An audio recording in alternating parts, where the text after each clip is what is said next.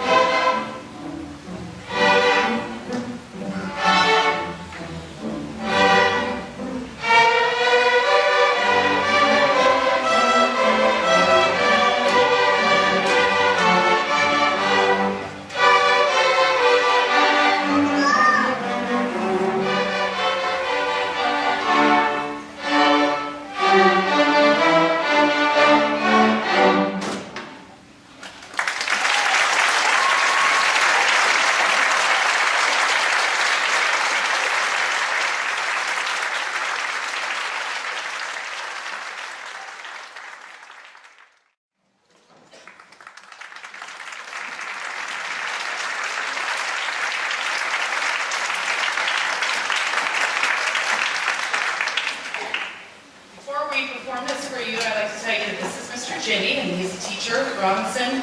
And when I talked to the kids about this story that I bought, I don't think they realized it was going to be so much work, and myself too, that it was unanimous. All the kids wanted Mr. Jenny to be the one to read the story with us. So he just had to come, and he came with us one rehearsal we've had on this, and it's really enjoyable. The kids have learned how to basically be a stage musician, and it's long and hard, isn't it? So this is a Christmas carol.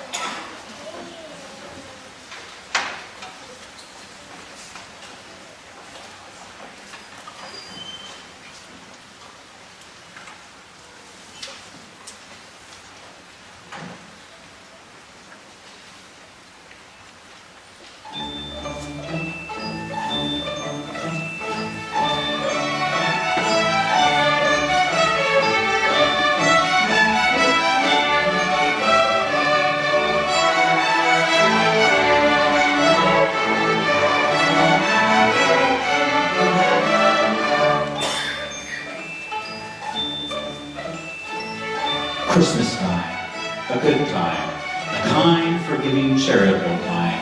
Indeed, Christmas time is not the time when most of the populace expects to hear a ghost story, but I will endeavor in this ghostly little story to raise the ghost of an idea, which shall not put you out of humor with yourselves, with each other, with the season, or with me. I only wish that it might haunt you pleasantly.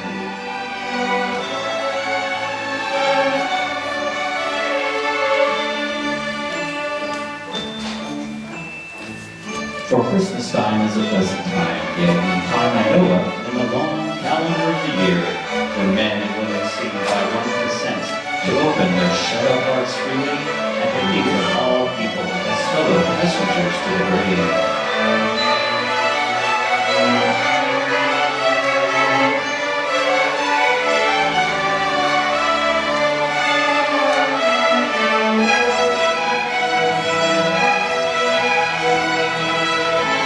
Therefore, though Christmas has never put a scrap of gold or silver in my pocket, I believe that it has done me good, and will do me good, and I say, God bless it.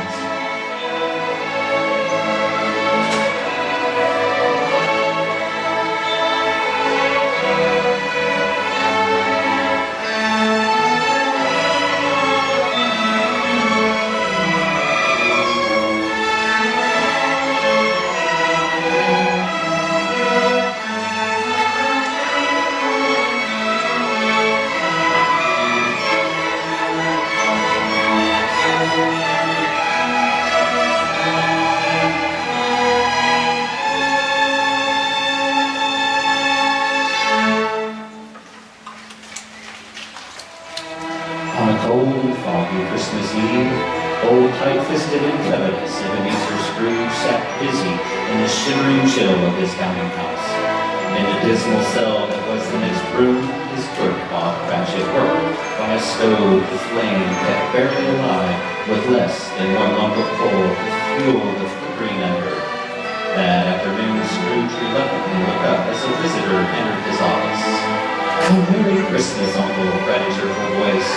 It was Scrooge's nephew Fred, who had arrived full of the spirit of Christmas. "Come and dine with us tomorrow, Uncle," said Fred. It was a generous invitation, to which Ebenezer Scrooge sternly replied, "Ah, humbug! I am sorry to find you so resolute," replied Fred, "but I will keep my Christmas humor to the last. So a Merry Christmas to you, Uncle." As Fred left, two portly gentlemen, pleasant to behold, arrived at the door with their hats in hand, seeking to collect charitable donations for the poor. "Am I not taxed enough to help the poor?" barked Scrooge as he ushered them to the door. "Are there no prisons? Are there no union workhouses?" snarled Scrooge. "Yes, but many can't go there, and many would rather die," stammered one of the gentlemen. "If they would rather die, then they had better do it, and decrease the surplus population," sneered Scrooge, as he summarily dismissed them without a penny. After closing up for the day and begrudgingly giving Bob Cratchit the next day off for Christmas, Scrooge retired to his gloomy home. As he slid his key into the lock of his front door, an apparition appeared in the door knocker.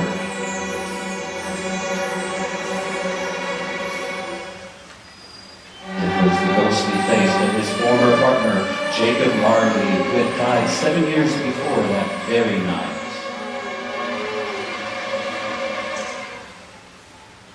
Startled, Scrooge entered into his dark, cold house, stepped cautiously up the stairs, and locked himself in his room. He sat down in his chair before the fire and began to eat his gruel.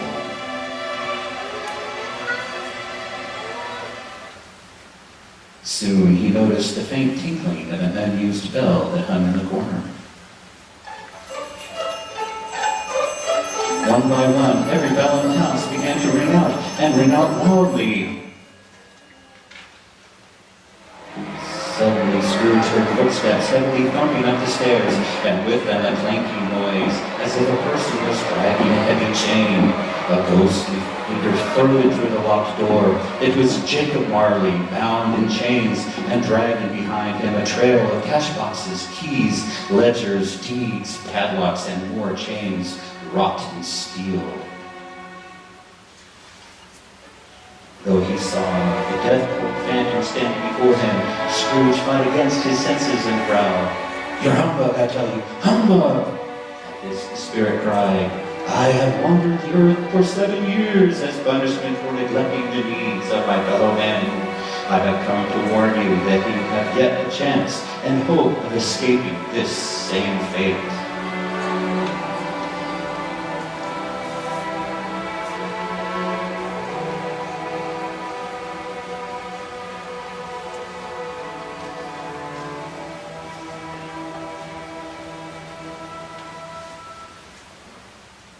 You will be haunted by 3 spirits, Scrooge. Expect the first tomorrow when the clock's tolls 1. Then the ghost of Marley floated up through an open window into the bleak, dark night. Scrooge slammed shut the window, went straight to bed without undressing, and exhausted, fell asleep upon the instant.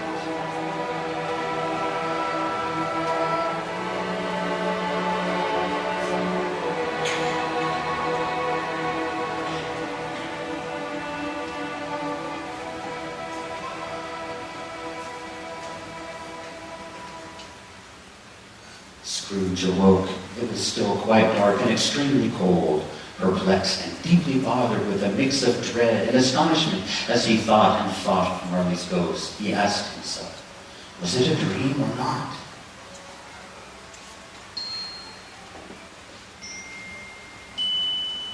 As the clock struck 1 with a deep and melancholy toll, Scrooge all of a sudden recalled Marley's promise of the first ghostly visit.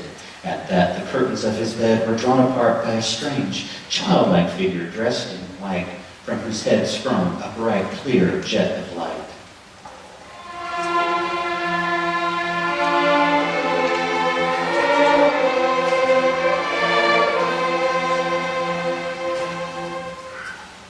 "I am the ghost of Christmas past." "Long past?" Scrooge asked the glittering figure. "No, your past," it replied softly. "What brought you here?" asked Scrooge nervously. "Your welfare," said the ghost. "Rise and walk with me," he said, and taking Scrooge's hand, the two gently floated through the window. Instantly, the ghost transported Scrooge to the countryside where he had been raised. The city had vanished as by the darkness of mist. "What you see are but shadows of the things that have been," said the ghost. Recognizing every gate, post, and tree, Scrooge was brought to his old school, empty but not quite deserted. Indeed, Scrooge wept as he saw his poor forgotten self as he used to be, a solitary child left behind. The ghost motioned for the classroom door. It opened and a little girl darted in. It was Scrooge's little sister, Fan. "Father has sent me in a coach to bring you home, dear brother," said the child. "Home forever and ever." Scrooge reminisced sadly that Fan had died as a woman some years ago and had one child, his nephew Fred. Then but that moment the schoolhouse was left behind them, and Scrooge and the ghost were now in the busy thoroughfares of the city at a certain warehouse door. The ghost asked Scrooge if he knew it. "Know it?" said Scrooge. "I was apprenticed here." They watched as a jolly Christmas party ensued with dancing, singing, and merriment all around. Ebenezer, now a grown young man, and his fellow apprentice, Dick Opens, were leading the way, and with them the jovial old merchant Fezziwig. During the whole of this time, old Scrooge's heart and soul were in the scene, and with his former self, he remembered everything and enjoyed everything.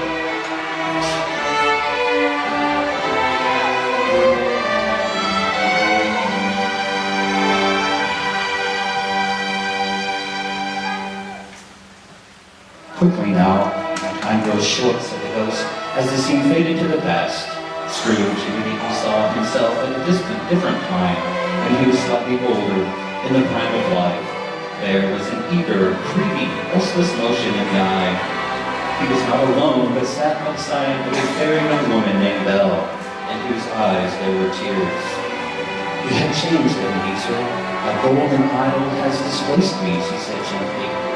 "And I release you with a full heart for the love of him you once were," she continued, handing back to him her golden engagement ring. "Spirit, why do you torture me? No more, no more," cried Scrooge.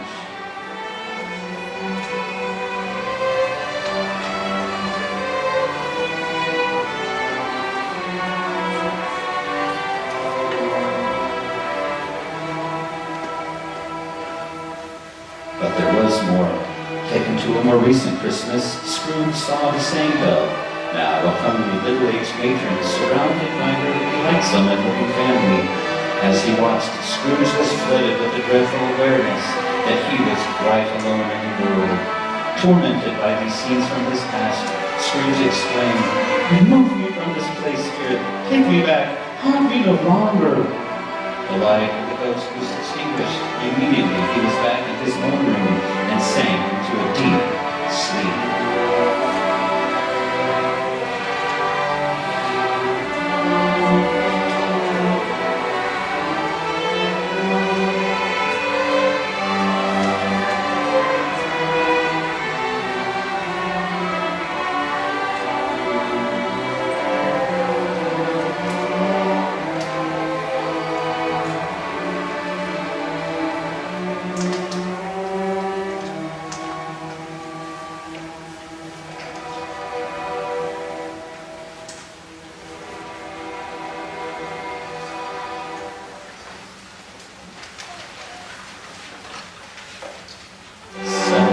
Scrooge awoke as again the bell was upon the stroke of 1.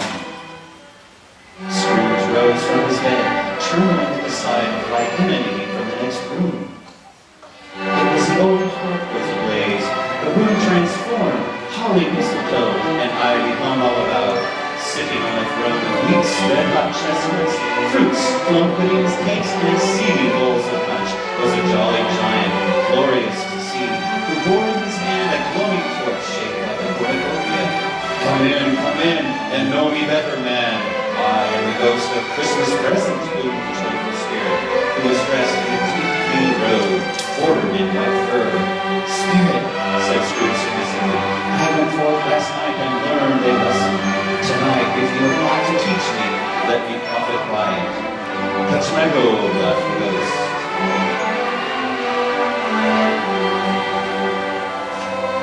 The room melted away to reveal the simple home of Bob Cratchit and his own humble Christmas Day dinner. Then came Bob with Tiny Tim on his shoulder. Alas, for Tiny Tim, he bore a little crutch and had his limbs supported by an iron brace. With his contented family gathered around the hearth, Bob proposed a toast. "A Merry Christmas to us all, my dears," said Bob. "God bless us." "God bless us, everyone," said Tiny Tim.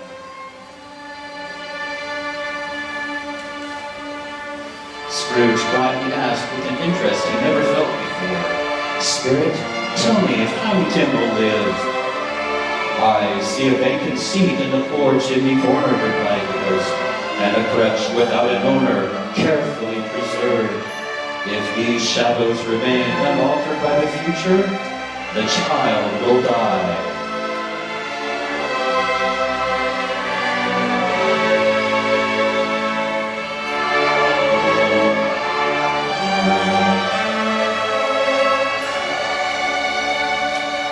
Scrooge and his spirit stood alone in an open space. It had been a long night. Strangely, while Scrooge remained unchanged in his outward form, the ghost appeared ordered. Looking upon the aging ghost, Scrooge was startled to notice a pair of wretched, starving children who appeared from beneath his great robe. "Their names are Ignorance and Want," said the spirit, "and they belong to man." "Have they no refuge or resource?" cried Scrooge. The ghost mocked Scrooge with his own words. "Are there no prisons? Are there no workhouses?" The clock struck 12. Scrooge looked about him for the ghost and saw it not.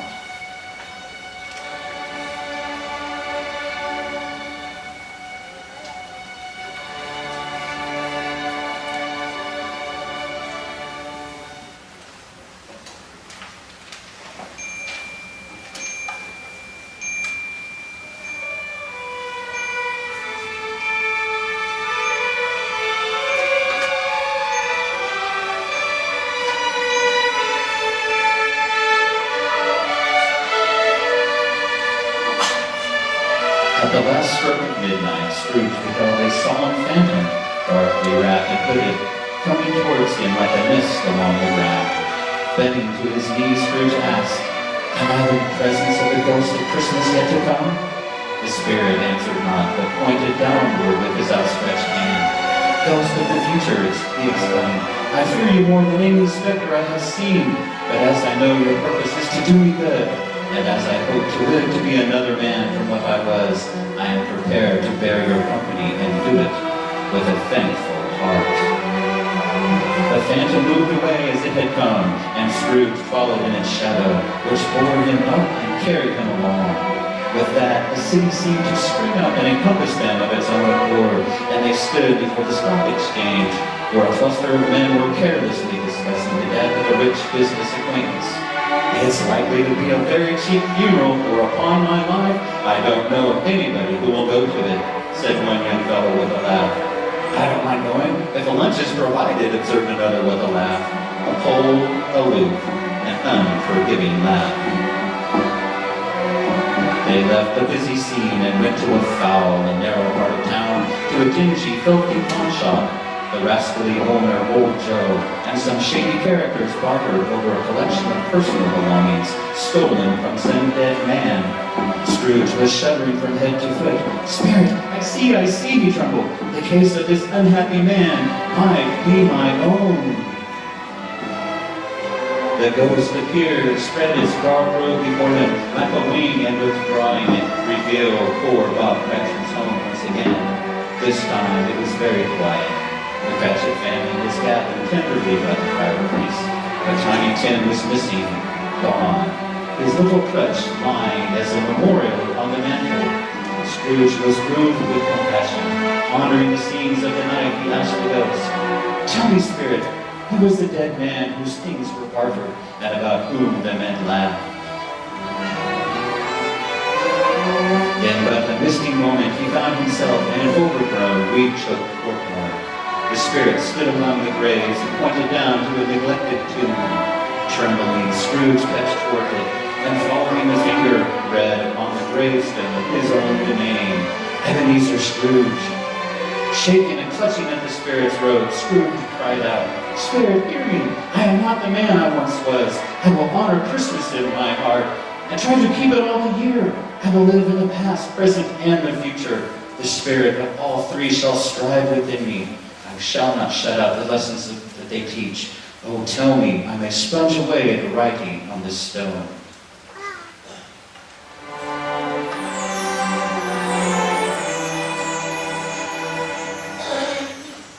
Mysteriously, the thorn began to shrink. Wide-eyed, Scrooge watched as it collapsed.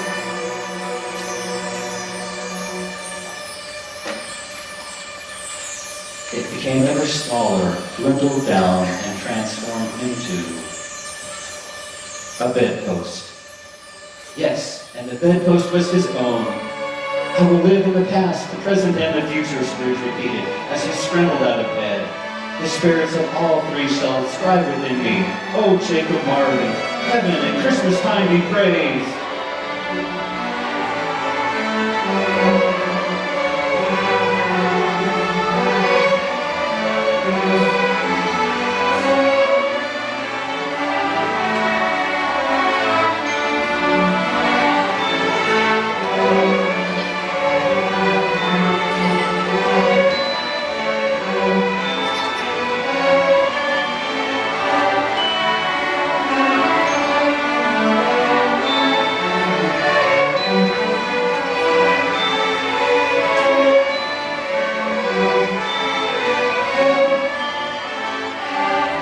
Scrooge's heart swelled.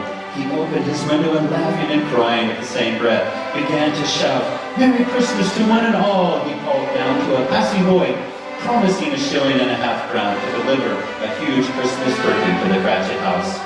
Scrooge dressed himself in his best, then went out upon the street, greeting everyone he met with a good humor and delighted smile. He happened upon the portly gentleman who had been collecting for charity the day before. He offered his deepest apology for his previous behavior, and he pledged them a huge donation. Scrooge then found himself at Fred's door, and knocking, asked if he could come to dinner. It was a wonderful party, with wonderful games, wonderful unanimity, wonderful happening. But the next morning, Scrooge arrived early in the office to catch Bob Cratchit, 18 and a half minutes late in his arrival. Feigning anger, Scrooge began to scold Bob and then suddenly laughed. "A Merry Christmas, Bob! A Merry Christmas, my good fellow, that I have given you for many a year. I'll raise your salary and endeavor to assist your struggling family. Make up the fires and buy another coal scuttle before you doff another pie, Bob Cratchit." Indeed, Scrooge was better than his word. He did it all and infinitely more. And to Tiny Tim, who did not die, he was a second father. He became as good a friend, as good a master, and as good a man as the good old city knew or any other good old city, town, or borough in the good old world. And it was always said of him that he knew how to keep Christmas well. May that be truly said of us and all of us. And so, as Tiny Tim observed, God bless us, everyone.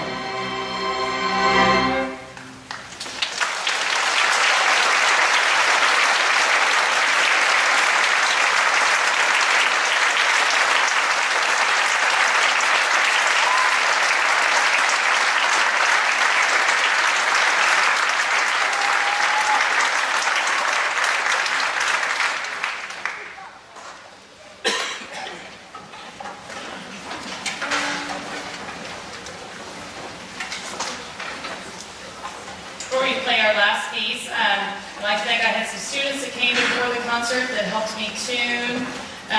Ella and Hugh, I think were the main ones that came early and helped me because I was all by myself. My assistant tonight couldn't be here. She had another concert.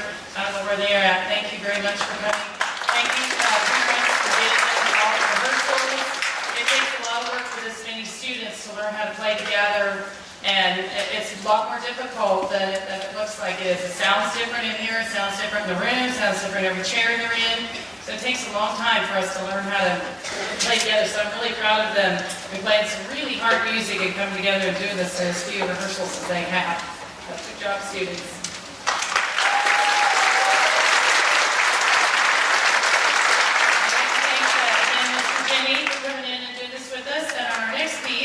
We have a guest soloist. This is one of my good friends, Mr. DeRay, and he's a pianist in our area. And he's